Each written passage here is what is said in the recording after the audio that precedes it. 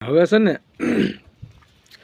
ગામડામાં લાજ કાઢવાનો રિવાજ વવારું હોય ને એ ગામડામાં લાજ કાઢે. જેઠ થતા હોય, સસરા થતા હોય, એની લાજ કાઢતા. મર્યાદા મતલબમાં મર્યાદા કહેવામાં આવે. સિટીમાં તો જો કે એ બધી સિસ્ટમ રૂઢિ રિવાજ લુપ્ત થતા જાય છે, પણ ગામડામાં તો હજી અમુક રિવાજો હોય, બરાબર, મર્યાદા રાખવી પડતી હોય છે. પણ હવે મર્યાદા એવી આવે છે ને કે સસરા કે જેઠ થતા હોય એ આમ ઓલી બાજુ બેઠા હોય તો લાજ પછી આ બાજુ કાઢવાની. હા, એવી સિસ્ટમ આવી ગઈ. મેં ઘણા ઠેકાણ જોયું.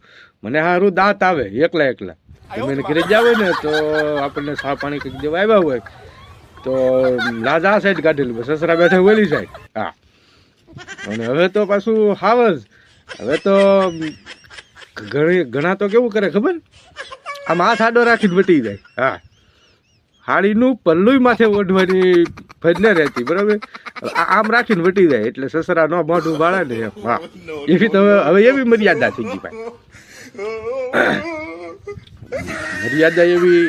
અને હવે તો જો કે ઓઢના એવા આવી જાય, આર પાર તમારે કાચની ઘોડે આર પાર બતાય. હા, નકર પહેલાં શું હતું, પહેલાં ઘૂંઘટ તાણો ને એટલે વવારું હોય એને આમ ઝાંખું બતાવી, એવા જાડા તો ઓઢના હતા.